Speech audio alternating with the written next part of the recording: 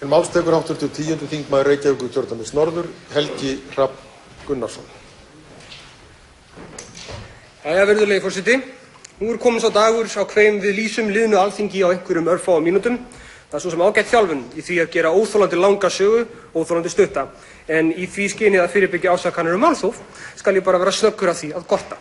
Píratar hafa lagt fram frumvarp afnám gagnageymdar, frumvarp skilyrði símahlustunar og aðgangs að fjarskiptaupplýsingum, frumvarp skráningu barna í trú- og lífsskoðunarfélög, frumvarp líftíma þingmál á Alþingi, merkilegra mál en margir gera sér grein fyrir, frumvarp frestun nauðungarsölu, frumvarp upplýsinga og sannleiksskyldu ráðherra, frumvarp útleigu veiðiréttar og sölu veiðileyfa, frumvarp hagsmunaárekstra þingmanna, frumvarp skilyrði fyrir símahlustun lögreglunnar, frumvarp afnám fangelsisrefsinga fyrir tjáningu skoðana, frumvarp afnám banns við guðlasti.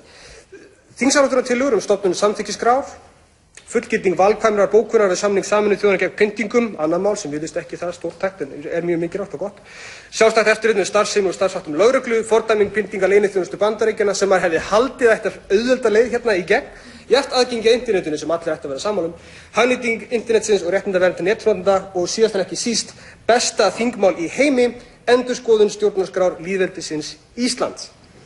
Þetta er síðan fyrir utan ýmist andstöðu eða stuðning við ýmis önnur mál, sérstakar umræður, fyrirspurnir og þess háttar þingstús.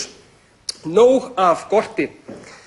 Fyrst vil ég nefna að fólk utan þingflokksins á þakkir skilið fyrir aðstoð okkur við gerð þessara mála. Ég veit svo sem ekki hvað fólki finnst þessi afköst, en ég verð þó að segja að síðustu mánuði hefur ótrúlegur tími og ótrúleg vinna farið til spillis. Annar hver dagur eins og lokasena í þætti af Game of Thrones, maður veit það eitt að líklega sé einhver fullkomin skelfing í þann mund að eiga sér stað. Í rauninni er ekki annar dagskrárliður en sá fundarstjórn forseta til að ræða slík mál ítarlega og undir þeim kringumstæðum sem við höfum búið við undanfarna mánuði er eðlilegt að hana séu fluttar margar ræður, en hver þeirra aðeins 1 mínúta og til undantekninga að á þær sé hlustað. Þó er einnig mjög margt gagnrýnivert við störf þingsins, virðulegi forseti. Í sjálfu sér er það ekki endilega fundarstjórn sitjandi forseta hverju sinni sem hefur verið hvað gagnrýniverðlaust, þótt gagnrýniverð hún hafi vissulega verið lengi á köflum. Heldur fyrst og fremst hvernig fundarstjórn þróast með tímanum út frá gildandi þingsköpum, stjórnarskrá og þeirri staðreynd að forseti þingsins er einnig þingmaður ríkisstjórnarflokks með tilheyrandi pólitískum afleiðingum. Með þeim orðum tel ég mig hvorki draga úr virðingu né innræti virðulegs forseta, heldur bendi ég á staðreynd. Þyki hún óþægileg, ætti það að segja okkur eitthvað. Þó ætla ekki að draga úr því að hér tíðkast einnig svokallað málþóf sem er reyndar uppnefni og auðvelt að rugla saman við eðlilega og langa umræðu. Það væri vanvirðing við dómgreind kjósenda að láta eins og stjórnarandstaðan stundi ekki málþóf. Og Píratar hafa tekið þátt í því, eins og okkur er reyndar skylt að gera ef við ætlum að vinna þeirri stefnumótun sem við erum kjörin til að vinna að. Eins furðulegt og það kann að hljóma, virðulegi forseti, er það beinlínis lýðræðisleg skylda minnihlutaflokks að stunda málþóf. Ef fólki hér inni þykir það fráleitt, þá er það í góðum félagsskap, því svo þykir mér og okkur í Pírötum einnig. Þetta breytir því ekki að þetta er það eina sem við höfum, svo gef oss miskunnsamara vopn og við skulum því með glöðu geði heldur beita. Það liggur í augum uppi að ef meirihlutinn á einfaldlega alltaf að ráða í skjóli 1 eða 2 bókstafa frá kjósendum á 4 ára fresti, þá getur minnihlutinn sem þó vegur 40% þingsins alveg eins farið heim til sín eftir kosningar. Væri það málefnalegt? Væri það lýðræðislegt? Í fyrstu ræðu minni á hinu háa Alþingi sagði ég að við myndum sigra með því að sannfæra. Ég trúði þessu þá og hluti af mér trúir því ennþá. En deilurnar sem þrífast hér á Alþingi við þessi þingsköp og þessa stjórnarskrá eru ekki til þess að vekja manni von að slíkt sé í boði í þeim mæli sem ætti að vera. Sú von er farin að minna á draumóra. En þá segi ég eins og hæstvirtur tónlistarmaður John Lennon, það má kalla mig draumóramann, en ég er ekki sá eini.